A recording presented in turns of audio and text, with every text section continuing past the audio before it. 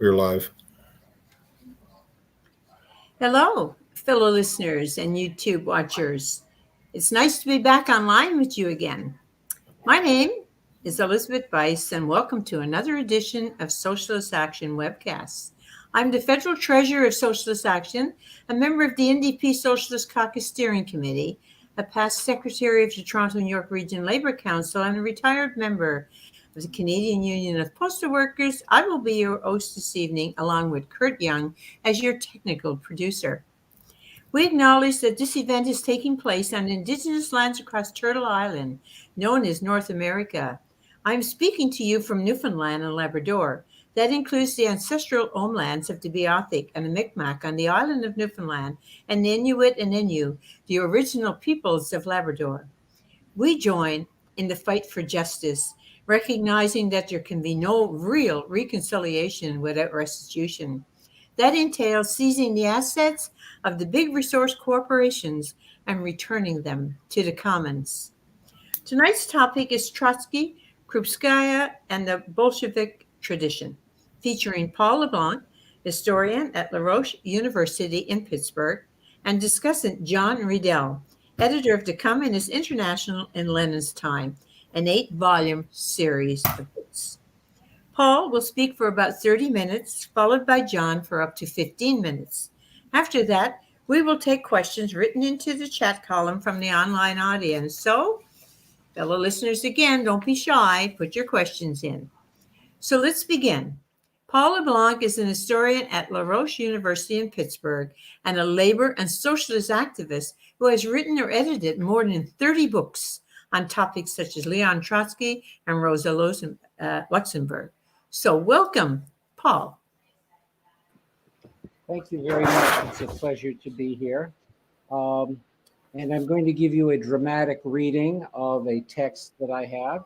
And without any further ado, here we go. This discussion of Leon Trotsky's relationship to Vladimir Ilyich Lenin's Bolshevik organization will be based on reflections of Nadezhda Krupskaya.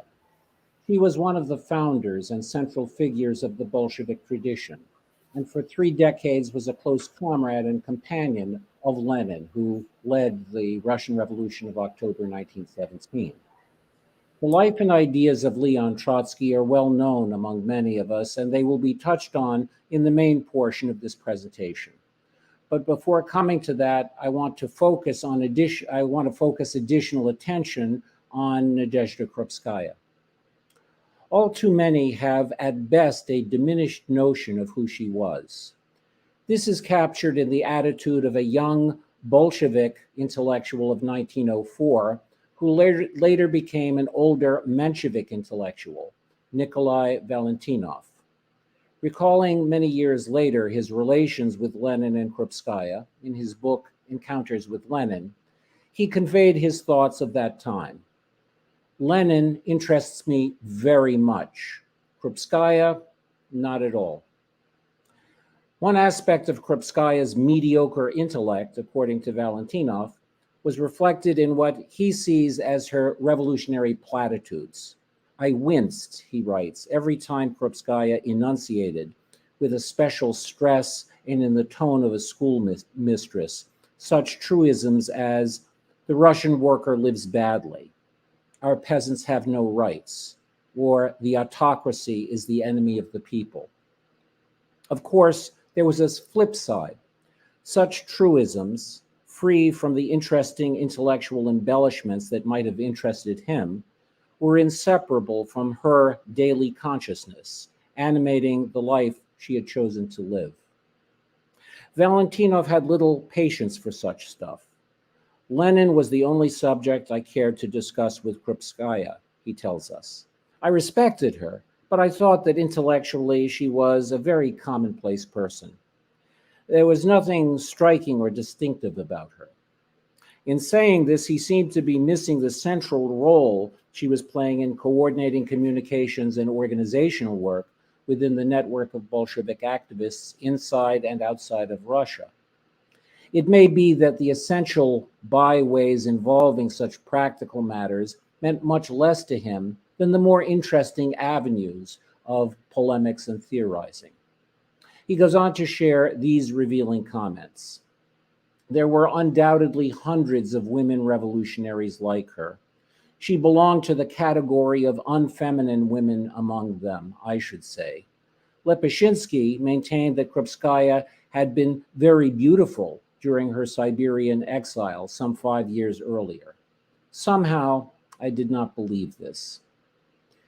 It is obvious that Valentinov had not seen photographs of Krupskaya from the 1890s, showing a young woman who is, as her biographer Robert McNeil put it, fundamentally good-looking.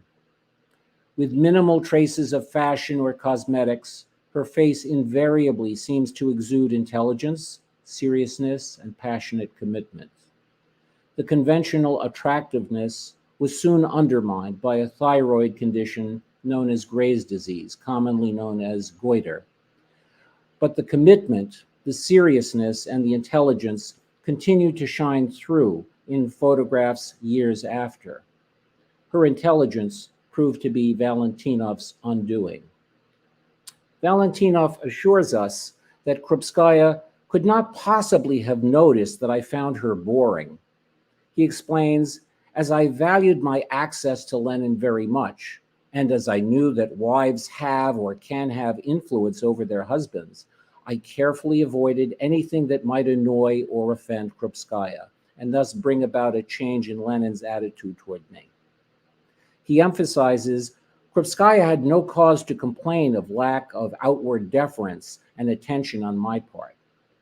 He is compelled to add in almost the next breath, and yet, for no apparent cause, I noticed that Krupskaya's goodwill towards me was waning and turning into hostility. This took place gradually. He develops an explanation that Lenin's discussions with him were adding up to diminishing discussions with her, and that she was jealous. But no less likely is a more direct cause. In describing Krupskaya, the knowledgeable historian Sheila Fitzpatrick characterizes her as someone who was observant, shrewd, immune to flattery, suspicious of pretensions. The norm has been for later commentators to follow Valentinov in belittling Krupskaya.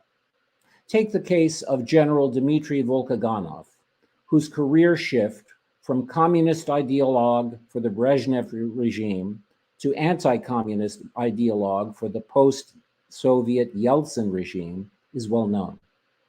In his biography of Lenin, he explicitly places her, to use his words, in Lenin's shadow, with a life having meaning only because she was linked to him.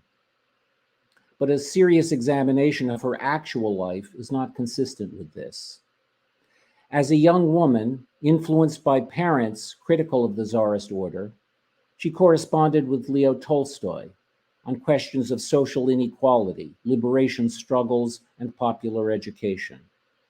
Well before she met Lenin, she was drawn to Marxism and struggles of the working class. Essential in her attraction to Lenin was this shared commitment. While profoundly influenced by Lenin's thought and practical orientation for the rest of her life, her role was as an intense activist, aptly described by biographer Robert McNeil as the first secretary of the Bolshevik Party, who had immense responsibilities over a number of years. After the triumph of the Bolshevik Revolution of 1917, she became centrally involved in the People's Commissariat of Education, focusing on education and culture. It was led by Anatoly Lunacharsky.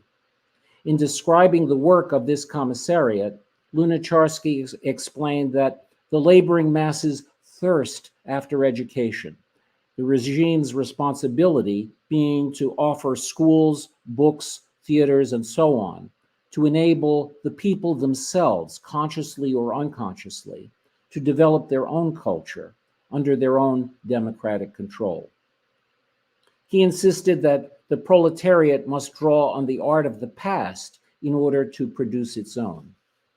According to Lunacharsky, Krupskaya was the soul of this educational cultural commissariat. She herself was a teacher by training, influenced by approaches associated with Tolstoy and US philosopher and educator John Dewey. In the late 1920s, Dewey himself offered an eyewitness account, Impressions of Soviet Russia, in part describing the work of the commissariat. He was inspired by the manner in which, during an extensive discussion with him and others, Krupskaya sought to sum up the task of the Soviet regime. Here is his paraphrase of what she said to them. Its purpose is to enable every human being to obtain personal cultivation. The economic and political revolution that had taken place was not the end. It was the means and basis of a cultural development still to be realized. It was a necessary means, because without economic freedom and equality, the full development of the possibilities of all individuals could not be achieved. But the economic change was for the sake of enabling every human being to share to the full in all the things that give value to human life. As it turned out, however, Krupskaya's greatest fame came from her memoir of Lenin and the life she had lived with him. As a narrative of life with Lenin, Krupskaya's memoirs are informative and generally accurate, is the apt characterization by her biographer Robert McNeil.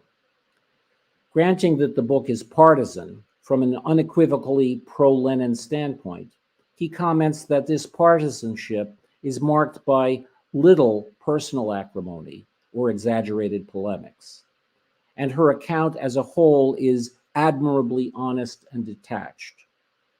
More than this, the fact that she played an essential organizational role within the Bolshevik apparatus enabled her to provide an insightful account of vibrant comrades in addition to Lenin. And now we should turn to her reflections on Trotsky. Krupskaya was very close to the German revolutionary Clara Zetkin, who had also been Rosa Luxemburg's confidant and comrade.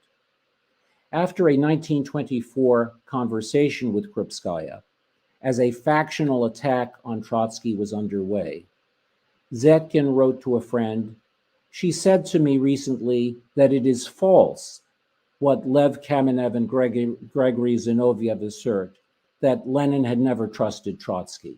On the contrary, Lenin had to the end of his days been fond of Trotsky and held him in high regard. After his death, she had also written this to this effect to Trotsky, the she, of course, being Krupskaya." And you can find that letter actually in Trotsky's memoirs, My Life. In the 1930 edition of her memoirs, Krupskaya describes the animated discussion with Lenin when the young Trotsky first visited them in their London apartment in 1902. Both the hearty recommendations of the young eagle and this first conversation made Vladimir Ilyich pay particular attention to the newcomer. He talked with him a great deal and went on walks with him. Lenin was pleased with the definite manner in which Trotsky formulated his positions, and he liked the way Trotsky was able to grasp the very substance of the differences within the Russian movement. A pupil of Lenin, she tells us, is how the old Marxist theoretician George Plekhanov viewed him. Trotsky was committed to helping forge the new party as a centralized organization around the revolutionary Marxist perspectives of the newspaper Iskra. But when a split opened up among the Iskra supporters at the Second Party Congress in 1903, Trotsky was repelled by what he saw as negative dimensions of Lenin's orientation, which bruised the feelings of some of the older Iskraites. Krupskaya noted that a large minority of the delegates supported those who were offended, but in only seeing personalities in the matter, missed the whole substance of the discussions, adding, Trotsky also did not grasp the substance. An additional difference soon deepened the separation of Bolsheviks from Mensheviks. In the anticipated democratic revolution that would overthrow Russia's despotic monarchy. Lenin's Bolsheviks insisted on the need for a worker-peasant alliance, while the Mensheviks argued in favor of a liberal-oriented worker-capitalist alliance. Trotsky was much closer to the Bolshevik perspective on this, but he continued to adhere to a conciliatory attitude on the organization question, grounded in an optimistic revolutionary fatalism. He later explained it this way: I believed that the logic of the class struggle would compel both factions to pursue the same revolutionary line. The great historical significance of Lenin's stand was still unclear to me at that time. His policy of irreconcilable ideological demarcation and, when necessary, split for the purpose of uniting and stealing the backbone of the truly revolutionary party. From 1904 to 1917, this resulted in acrimonious polemics between Lenin and Trotsky. In the midst of the revolutionary upsurge of 1905, there were powerful trends toward a convergence of Trotsky with Bolshevism. Anatoly Lunacharsky remembered someone saying in Lenin's presence that Trotsky was becoming the leader of the influential Democratic Workers' Council, the Petersburgh Soviet. Lenin's face darkened for a moment, according to Lunacharsky. But then he said, well, Trotsky has earned it by his brilliant and unflagging work. This was the period in which Trotsky began to articulate his theory of permanent revolution. And years later, as Bolshevik Adolf Yaffe later told Trotsky, with my own ears I had heard Lenin admit that even in 1905, you and not he were right. Yet in the years following the revolutionary defeat, Trotsky maintained his fatalistic conciliationism, and Lenin gravitated to the development of an independent Bolshevik party, generating fierce recriminations on both sides. But after 15 years of frustrating experience, Trotsky was powerfully impressed by the growth and quality of Lenin's Bolshevik organization, and he joined it. Lenin commented that from that time on, there has been no better Bolshevik. Krupskaya insisted on emphasizing the positive when she participated in the 1924 debates on Trotsky's brilliant but controversial essay, Lessons of October. Her important criticism of Trotsky was prefaced by a comment that stands in dramatic contrast to assertions by Zinoviev, Stalin, and other hostile critics. Comrade Trotsky devoted the whole of his powers to the fight for the Soviet power during the decisive years of the revolution, she wrote. She was not only referring to his central role in October 1917, but also to his role in organizing and leading the Red Army to victory during the Russian Civil War of 1918-1921. He held out heroically in his difficult and responsible position, Krupskaya continued.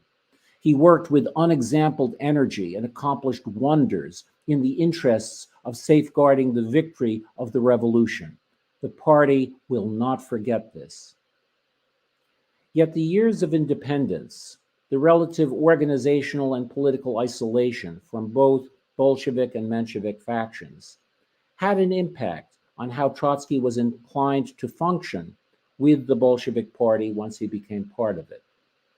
According to Lunacharsky, Trotsky's colossal arrogance and an inability or unwillingness to show any human kindness or to be attentive to people, the absence of that charm which always surrounded Lenin, condemned Trotsky to a certain loneliness.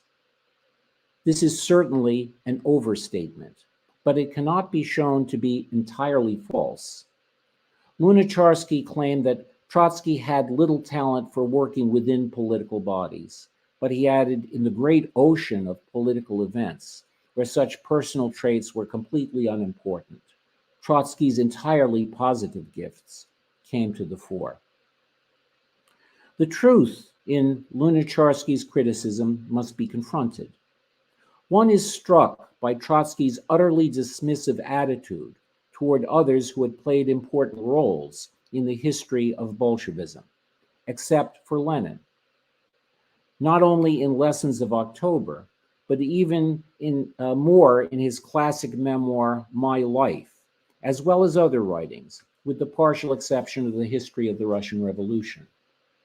His biographer, Isaac Deutscher, has suggested that in his discussion of Bolshevism's inner life, with the array of personalities and contending ideas, including such figures as Zinoviev, Kamenev, Krupskaya, Stalin, he sometimes seems hampered by the apparent need to place himself closest of all to the one who, for Trotsky, was the genuine hero of the Russian Revolution, Lenin. This brings us to Krupskaya's criticism of Lessons of October, which emphasizes over and over the need to view the Bolsheviks as a revolutionary collective. Trotsky says a great deal about the party, but for him, the party is the staff of leaders, the heads, she notes. But she insists that the party was a living organism in which the Central Committee, the staff, was not cut off from the party, in which the members of the lowest party organizations were in daily contact with the members of the Central Committee. The victory was made possible by precisely the fact that there was a close contact between the Central Committee and the collective organization.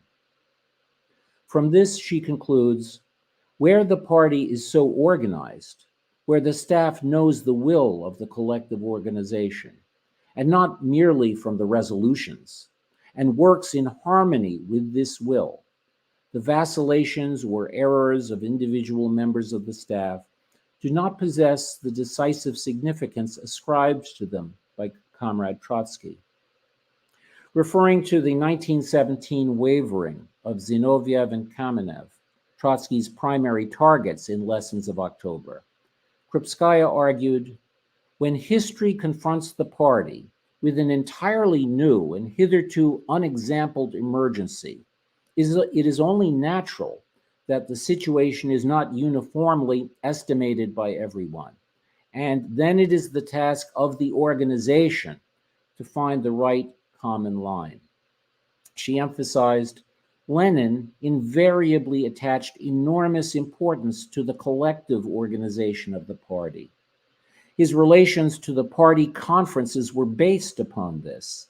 At every party conference, he brought forward everything which he had thought out since the last party conference. He held himself to be chiefly responsible to the party conference, to the organization as a whole. She commented, Trotsky does not recognize the part played by the party as a whole, as an organization cast in one piece. Yes, the personalities of the leaders is a point of the utmost importance. Yes, it is necessary that the most gifted, the best, the firmest in character of our members are selected for our staff. But it is not merely a question of their personal capacities, but a question of whether the staff is closely bound up with the whole organization. In 1926, Krupskaya became a prominent figure in the united opposition against Joseph Stalin's bureaucratic dictatorship, along with the erstwhile antagonists, Trotsky, Zinoviev, and Kamenev. The platform of the opposition emphasized several essential points. One of these was internationalism. Socialism will be victorious in our country in inseparable connection with the revolutions of the European and world proletariat, and with the struggle of the East against the imperialist yoke. Another point was on the growing bureaucratic dictatorship. The immediate cause of the increasingly severe crises in the party is bureaucratism, which has grown appallingly in the period since Lenin's death and continues to grow, giving an administrative bureaucratic character to all politics. Bureaucratism strikes heavily at the worker in all spheres, in the party, economy, domestic life, and culture. The platform also reflected Krupskaya's organizational sensibilities. The question of excesses of those on top is totally bound up with the suppression of criticism. Only on the basis of party democracy is healthy collective leadership possible. The united opposition could not withstand the intensifying threats and pressures and organizational recriminations and physical assaults and severe government repression orchestrated by Stalin's powerful apparatus. Zinoviev, Kamenev, and others renounced their views, but in less than a decade were purged, arrested, humiliated, and killed. Many more were arrested, sent to Siberian labor camps, where some died and others eventually were executed. Trotsky was exiled and finally murdered in 1940. Krupskaya had abandoned the opposition before 1927, but courageously wrote and published what she could of her reminiscences of Lenin. As late as 1935, Trotsky remarked that Krupskaya had consistently and firmly refused to act against her conscience. The Stalin regime was able to take even that away from her during the last 4 years of her life, compelling her to accept all that she had fought against and to formally approve and the slander and the slaughter of old comrades. In exile, Trotsky continued to pay tribute to the revolutionary collectivism of the Bolshevik tradition, but he sometimes reverted to the individualist dismissal criticized earlier by Krupskaya of other prominent Bolsheviks. It may be, however, that Trotsky's weakness proved to be a strength as well, enabling him to better resist, critique, and mobilize against the bureaucratic tyranny that became known as Stalinism. At the same time, he sought to preserve, for the use of future generations, the Bolshevik legacy of revolutionary organization that Krupskaya and he had both represented in earlier years. That's my presentation. Okay, Paul, thank you so very, very much. Our discussant this evening is John Riddell, essayist, historian, editor, translator, activist, and editor of the Communist International in Lenin's Time, an 8-volume series of books on the Communist International. So welcome back to Essay Webcast, John. Hello. Give me a moment to set up.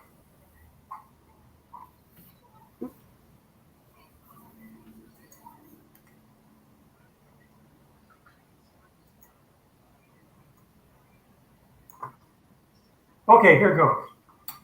Now, you can hear me okay? Yes, I can.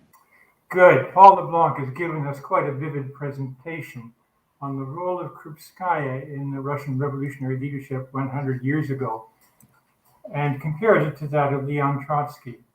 Now, I'd like to add a different dimension to this picture by considering Trotsky's relations to the party in a context quite different, 2 decades later, and in his collaboration with his comrades here in North America, in Canada and the United States. And as you will see, this paints a somewhat different picture.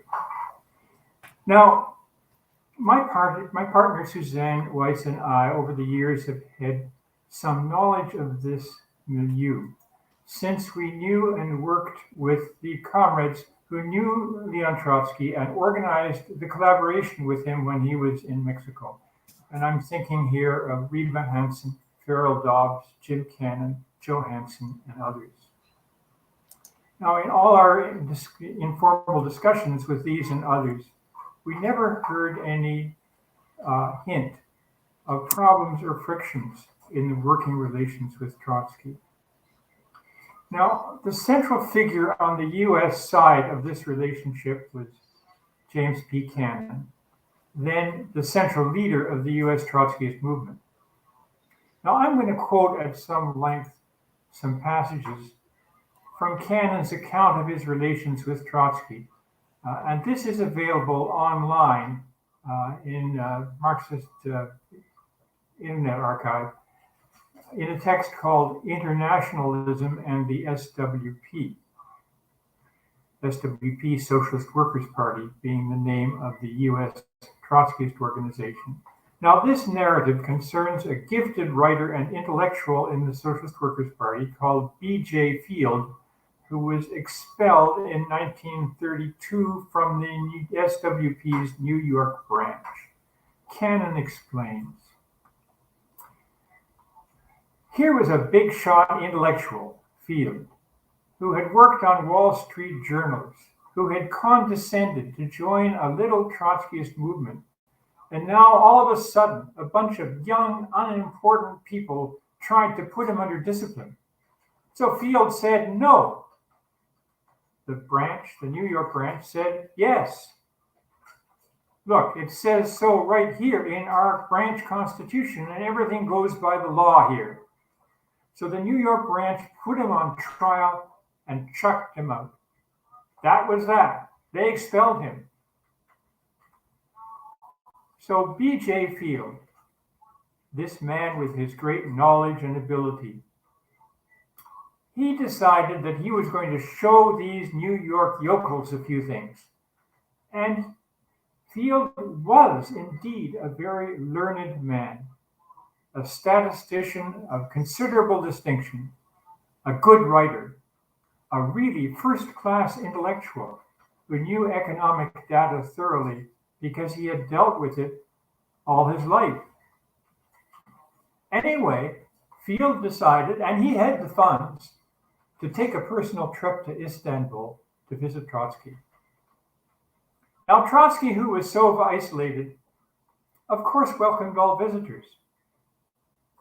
Field brought with him all kinds of data and information that the old man, meaning Trotsky, was thirsting to get hold of.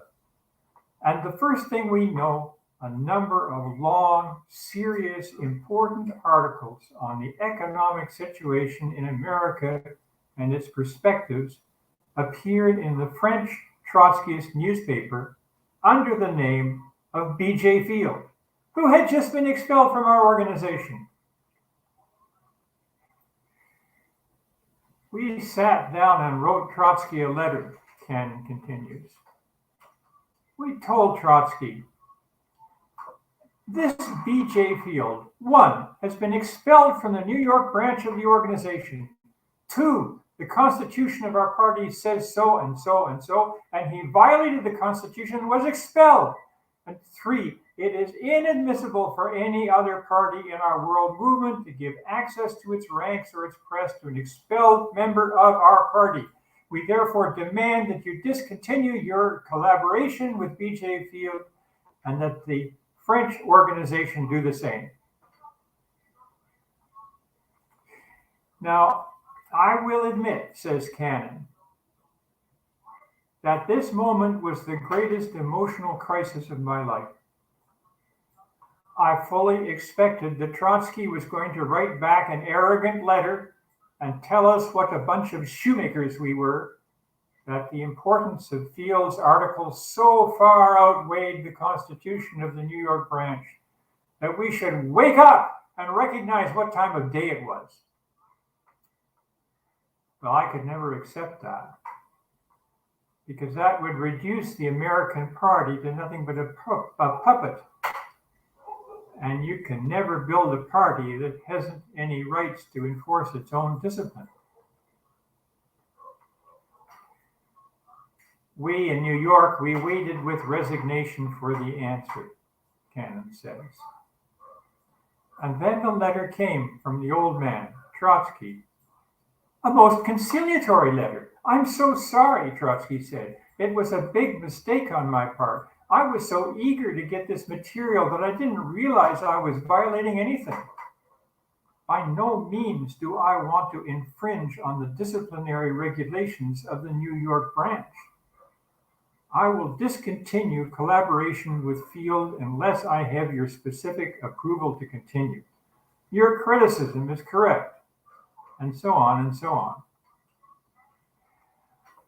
But at the same time, Trotsky added, Mr. Field has a lot of economic knowledge, and the very fact that he came to see me shows he has a will to do something in our movement. I would propose, if it is agreeable to you, that when he returns to New York, you do not take him back into the organization. No. But that you allow him to work as a sympathizer, test him, and if he behaves himself properly for 6 months, then consider admitting him back into the party. And that's the way our fight with Trotsky over authority and autonomy was settled, Cannon says. And I tell you now, it was a happy day when we got that letter. That convinced me that we could get along with Trotsky, that we could live with him, that we could have a party of our own, which would have its own leaders, and that even the great Trotsky would have respect for our rights. Now, if I may continue, Trotsky also spoke of another experience in which Cannon also spoke of another experience in which Trotsky had a sharp disagreement with the SWP's central leaders. At issue was whether the U.S. party should give critical support to the candidate of the Stalinist Communist Party in the 1940 U.S. presidential elections. Trotsky said, yes, support the Stalinist Party. Cannon and the other SWP representatives said no. It was quite a discussion. They took stenographic notes, and the whole thing can be found in this book of Trotsky's writings, covering about 15 pages.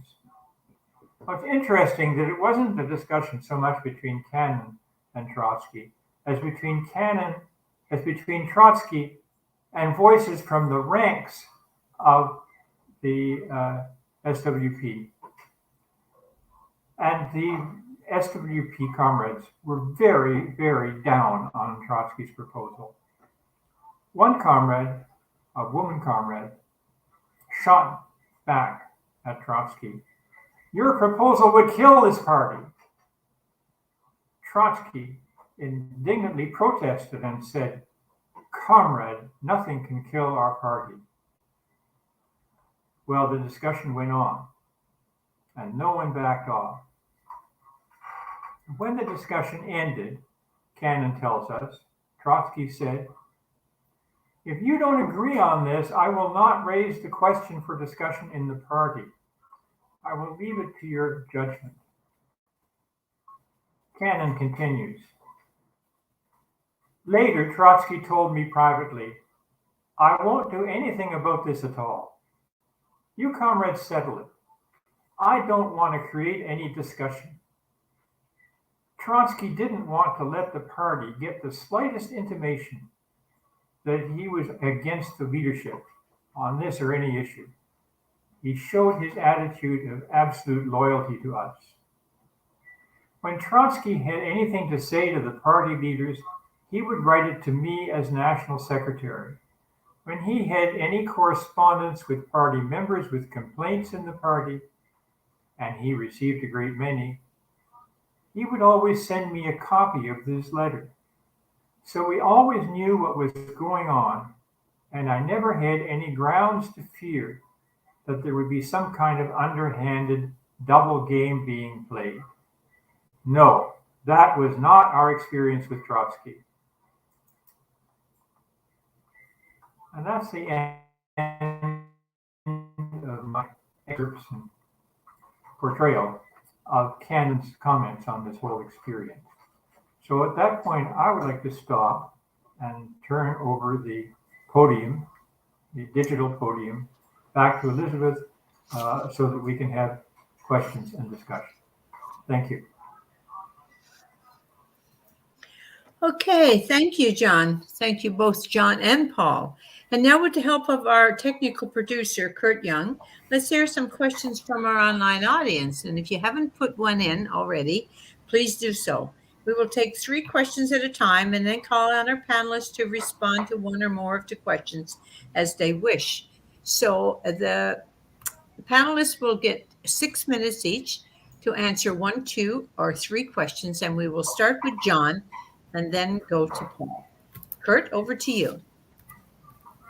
Okay, so our first question is, what role did Krupskaya play in the struggle for women's rights, if any? And our second question is, in Lenin's famous Last Testament, he called for the removal of Stalin as general secretary of the party, not only for Stalin's rudeness, but his politics. What part did Krupskaya play in this episode? And our final question is, what role did Krupskaya play in the Comintern? Okay, so we'll go to John first, and you have up to 6 minutes.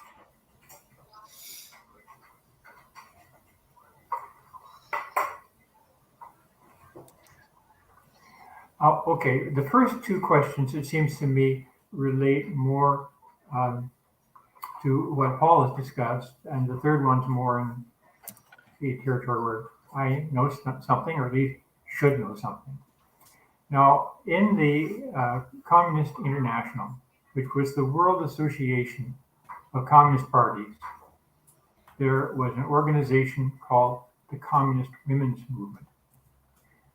And it was composed of a secretariat that reported to the Executive Committee of the Communist International in Moscow, and also of organizations, women's organizations for work among women, which existed in all the parties, or more so if they were legal, but it was pretty generalized. And there were a number of major conferences held by the Communist Women's Movement in 1920, 21, 22, and on until about 1926, 27, when the movement started to decline because of the impact of the rise of Stalinism. And the Communist Women's Movement had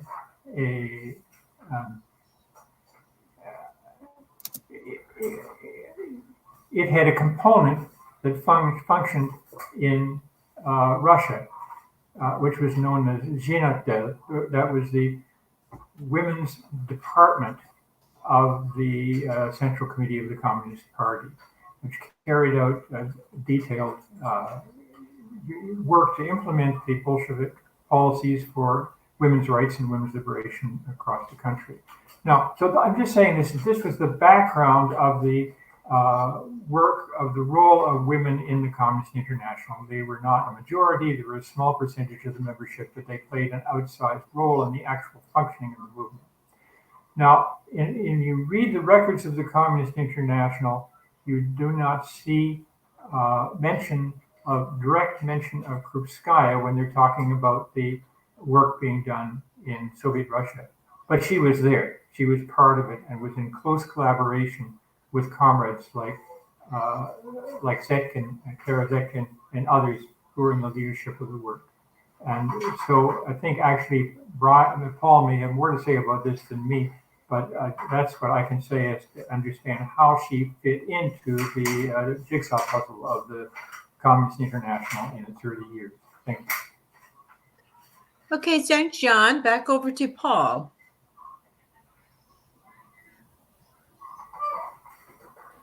Okay, here we go. I don't know enough about the question of the role that Krupskaya played in regard to the struggle for women's rights. And I think there's more work to be done, and I will share what I'm aware of. One thing is, in the 1890s, the first pamphlet, the first major Marxist work that Krupskaya produced was on women workers. And it was a cutting-edge analysis of that time. There was nothing else like it in Russia.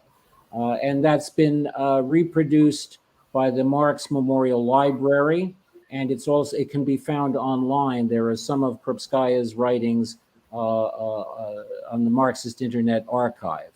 So she was an early contributor to that kind of work.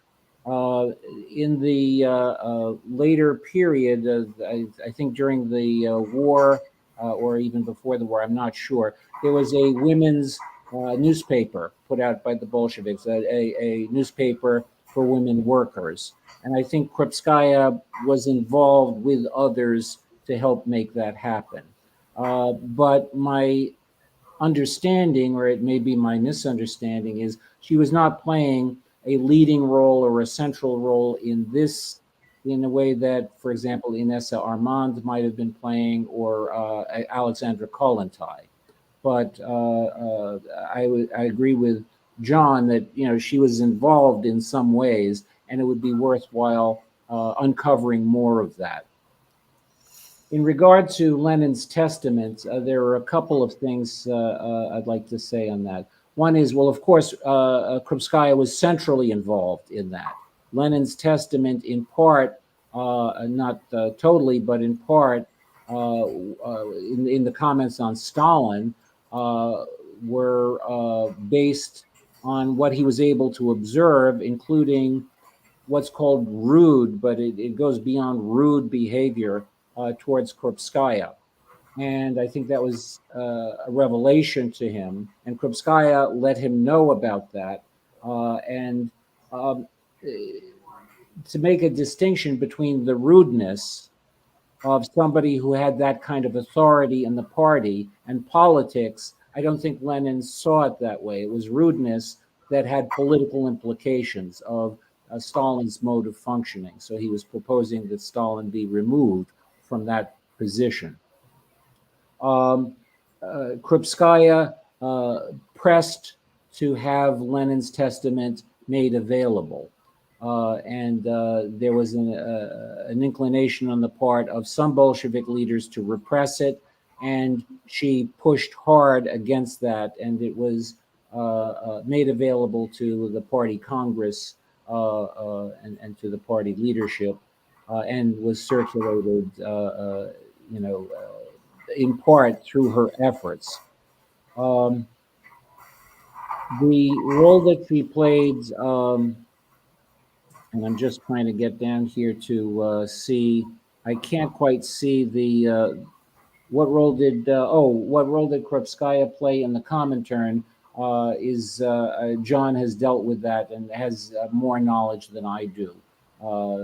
There's a wonderful picture by a Soviet artist, early Soviet artist from the 1920s, Isaac Brodsky, that shows the Second Congress of the Communist International with all kinds of figures. John Reed is in there, and Trotsky, and Bukharin, and Stalin, and Lunacharsky, and Lenin, and so forth, and Maxim Gorky is in there, and many, hundreds of different people. And Krupskaya is there, you can see her. So she was a comrade, she was engaged, I'm sure she was involved in discussions with people, but I don't think she was in any way pretending to be, and she wasn't seen as a central figure of the Communist International. At the same time, she had relationships. For example, the relationship with Clara Zetkin, and they were very close, is significant. And not only in terms of the Communist International that Zetkin was involved in, but in terms of the question of women's rights, the struggle for women's rights also. So there's more work, I think, to be done to unearth and bring to light more adequate answers to these questions. But this is the best that I can do in response to each of these good questions. Okay, thank you, Paul. Okay, so now we're going to go back to our producer, Kurt, for 3 more questions. Just one moment.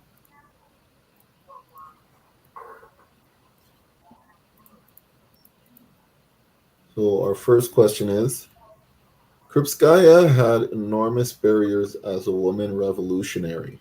Today, more and more women are recognized as leaders. What makes it so difficult in the Marxist movement for women to find their voice? The second question is, what happened to Krupskaya? And our final question is, what can we learn from the Bolshevik tradition about the significance of the Revolutionary Party today, balancing the role of leaders with that of the collective membership, affirming democratic centralism? Okay, so we're going to go back to our panelists. Paul will be first and then John, and you have up to 6 minutes. Before I speak, Kurt, maybe you can help me. There are these orange things saying live streaming failed to start. Yeah, that was an earlier error. Yes, and it makes it difficult for me to read the last. It makes it impossible. Okay, so there should be an arrow pointing down on that error if you scroll over it. Just Dismiss. I see. there you Okay. go. Okay, and then we'll do the same thing there. And now I can see Barry's comments better. Let's see. What makes it so difficult in the Marxist movement for women to find their voice? I think it's the same, not simply the Marxist movement, but in our society and our culture. It's the same kinds of things. There has been sexism even among the most enlightened men, so-called enlightened, prejudices and biases and stupidities that have been part of the larger sexist culture that have been absorbed, and people on the left are not immune to that. And at the same time, women are not immune to the impact of that as well. So that, for example, somebody like Rosa Luxemburg, who pushed against it and wouldn't have anything, wouldn't allow that kind of stuff to be happening to her, although she was the victim of sexism. She was unusual as somebody who became a central leader of the socialist movement in Germany and Poland in particular. My own experience as a young activist was that that was being overcome more and more and more. When I was a young activist in the Socialist Workers' Party, which had various problems, Socialist Workers' Party in the United States, it had various problems and things were not perfect, but it was very dramatic that a number of strong, capable women comrades were playing an important role, and they influenced me, and that helped to draw me to that organization, because my own mother had been a left-wing person and a very strong woman, and so in the Socialist Workers' Party, I think by the 1970s, there had been change, and there's been change since the 1970s. But what makes it so difficult in the Marxist movement is the same kind of problems that have made it difficult in society as a whole. So there's ongoing work that needs to be done on that, and discussion and analysis. What happened to Krupskaya was that she was increasingly marginalized by the Stalin regime. And she resisted that as best she could. But talk about sexism. There was all kinds of sexist crap and misogynist gossiping and so forth, and rumors that Stalin and people around him were spreading about Krupskaya and her real relationship with Lenin and so forth and so on. So she did the best she could under those circumstances. And then at a certain point, she stopped. She gave up, is my impression. She realized if she tried to stop comrades from being executed, and she did, she would have no effect, and was under attack and getting tired, and then she died. The role that she had played in the Commissariat of Enlightenment and so forth, that had been an important role in the 20s, but by the 30s, she increasingly was marginalized and not able to play the kind of role that she had played and that she was capable of playing in earlier time. And then what can we learn from the Bolshevik tradition about the question of collective leadership and genuine democracy and collective functioning? I think that's something that people on the left, and particularly people but not exclusively people who identify with the Leninist tradition, but it's something that we wrestle with. And I think that in some ways, the Bolshevik Party, before it was able to take power, was a very democratic and very collective, democratic collective organization, as Krupskaya describes it.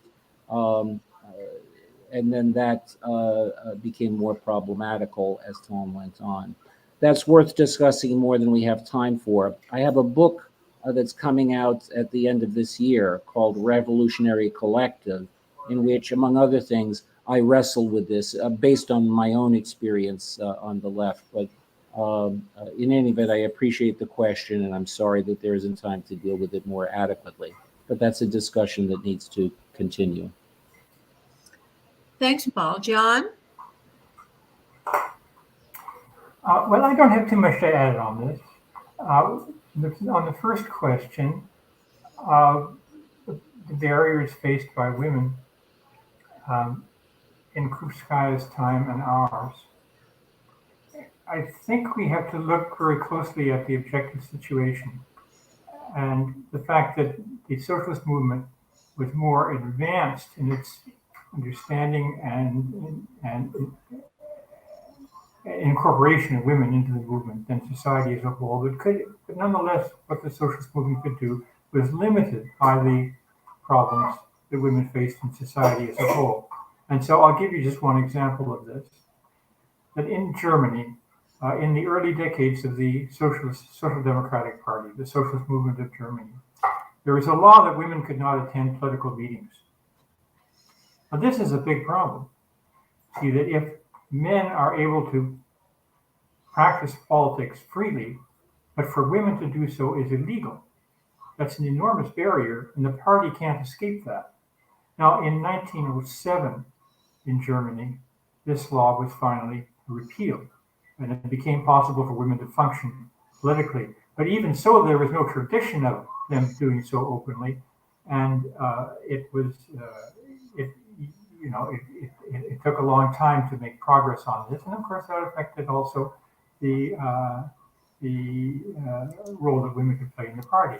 Although this was the socialist movement and party that also established Rosa Luxemburg as one of its central leaders during that very same period, including during the period when women weren't allowed to attend political meetings. In respect to the second question, what happened to Krupskaya? Well, I just say interesting to compare her later life with the later life of Clara Zetkin. And it's very similar in the sense that they both lived their final years in the Soviet Union under Stalinist rule, that they both did what they could to put obstacles in the path of Stalinist degeneration. But there were limits to this, particularly as they grew older. Barry's question, what can we learn from Bolshevik tradition? This is an immense question and a very important question, and I don't think that I can clarify this in 1 or 2 minutes. But I would say that the discussion we are having tonight is an important step forward along the road to understanding this tradition more fully. So I'll let it go at that for now. Okay, thank you. Now back to our producer for 3 more questions. Kurt? Okay, just give me a moment.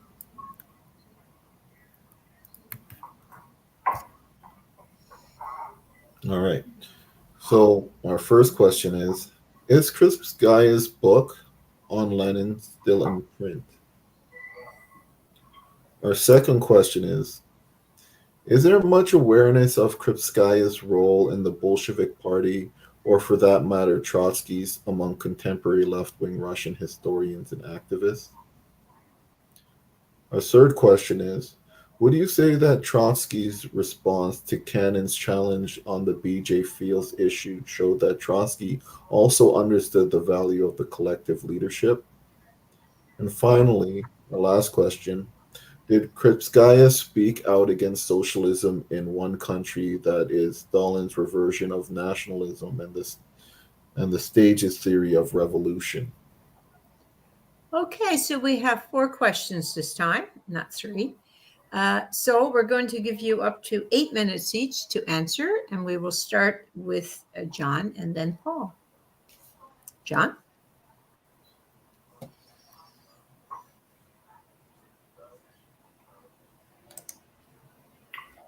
I am confident that Krupskaya's book on Lenin is in print, but I haven't had the opportunity to confirm it. I think it's pretty easy to check out at Google Books, for example, or at Amazon. That would be good to know. Maybe somebody in this meeting could just do a quick check and tell us. Now, as to the contemporary, the attitude of activists and historians in Russia, is there much awareness of Krupskaya's role? I don't have any personal information on this. I'm sure there is, but I would have to check on this, and I think that's worth doing. Would you say that Trotsky's response to the challenge on the B.J. Fields issue showed that Trotsky also understood the value of collective leadership? Yes, I think it does. That was essentially the point of his response, because to start with, his insistence that the decision of the New York branch has to be respected is the collective leadership includes the leadership of that branch. In his speech on this, Cannon actually said he was not too happy with the decision of the New York branch. He said it should have been adjusted. It should have been done in a better way. But nonetheless, it was done, and so we had to respect it. And that's an essence of collective leadership, that you have different nodes of authority, and the different levels and dimensions of authority have to be respected. But there's another question in this that I find it hard to judge. Perhaps I should have talked about this when I was in a position to talk about it with comrades who were there, which I was. I knew Farrell Dobbs. I could have talked to him about this, but I didn't do it. And that is, what were the dynamics of this discussion between Trotsky and the members of the Socialist Workers' Party? I think it had been some time since Trotsky had been in discussions that had that dynamic. I know that took place during the struggle of the united opposition to Stalinism around 1926, 27, 28. That the opposition in the Communist Party was a rank and file opposition. And I think in Victor Serge's portrayal of this, and Trotsky's own portrayal, and elsewhere, we find the pictures of how people would gather at these sort of semi-legal meetings where everybody would cram in standing. There was no room to sit, into 2 apartments, both of which had facing doors. And a speaker would stand between the 2 apartments and would address everyone in the 2 apartments.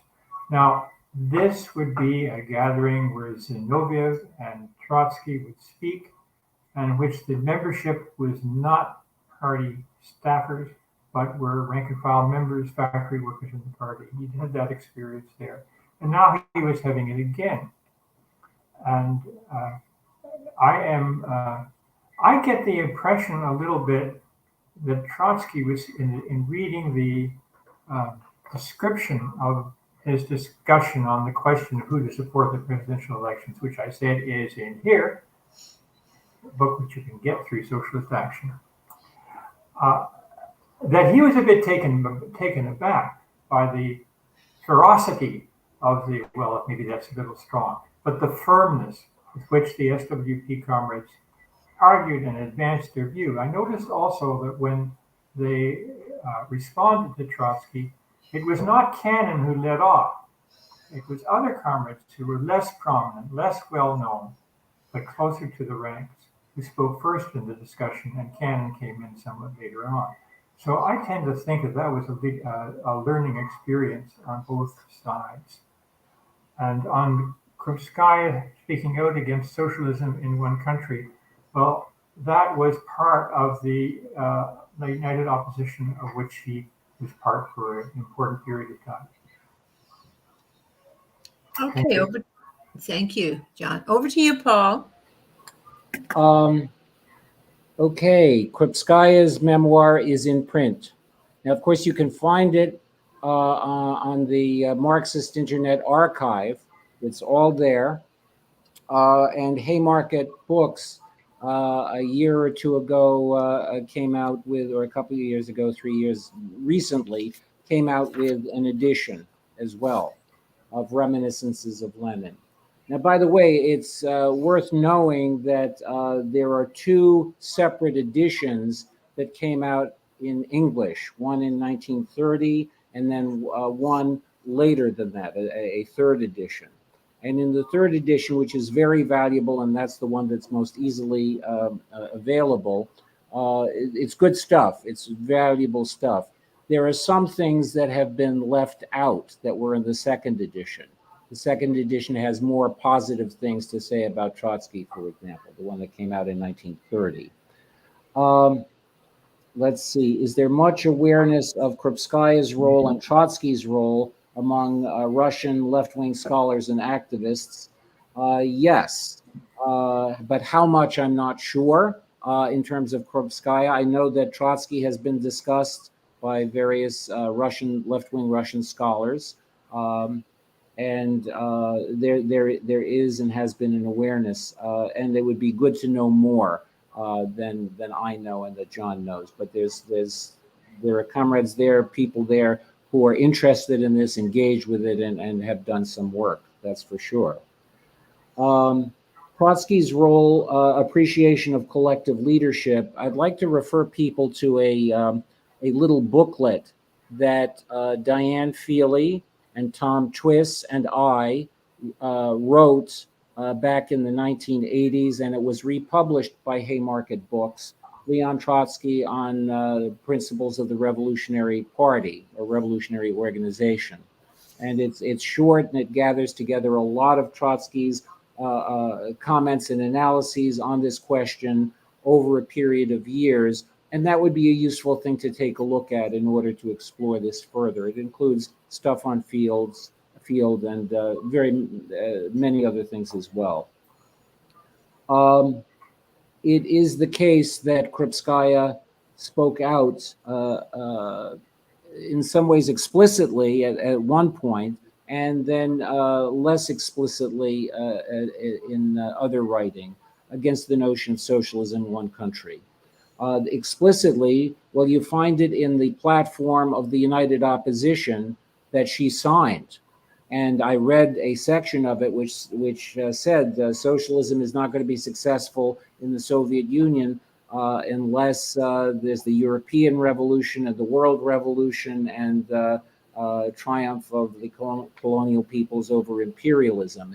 It makes that connection, and that is explicitly against the socialism in one country conception. And then in her detailed discussion of Lenin's understanding of the Russian Revolution that he was developing in the midst of World War I, you find it as well. It's not an explicit attack on socialism in one country, but she is providing an understanding of Lenin's thinking that goes very much against that conception. Okay, thank you very much. And a special thanks to Paul and John, and to Kurt, our producer, and of course to all our YouTube and Facebook listeners and the questions they presented to the panelists. It was my pleasure to be your host this evening. It was a very educational webcast. So if you would like to talk to us about joining SA, write to socialistactioncanada@gmail.com, or just call 647-986-1917. That's 647-986-1917. And of course, if you want to be a supporter of the newspaper, we will send you one online. To fill out the form, just visit the website, www.socialistactioncanada.ca. And folks, if you would like this show, please subscribe to the Socialist Action YouTube channel. The next webcast will be on Thursday, September the 23rd at 7 p.m. Eastern Time on the topic Election 2021, Results and Prospects, with Leah Gazin, NDP, MP for Winnipeg Centre, Barry Weisletter, Socialist Action Federal Secretary, and Chris Thompson, the former interim New Brunswick NDP leader. In the meantime, please be safe, stay healthy, stay active.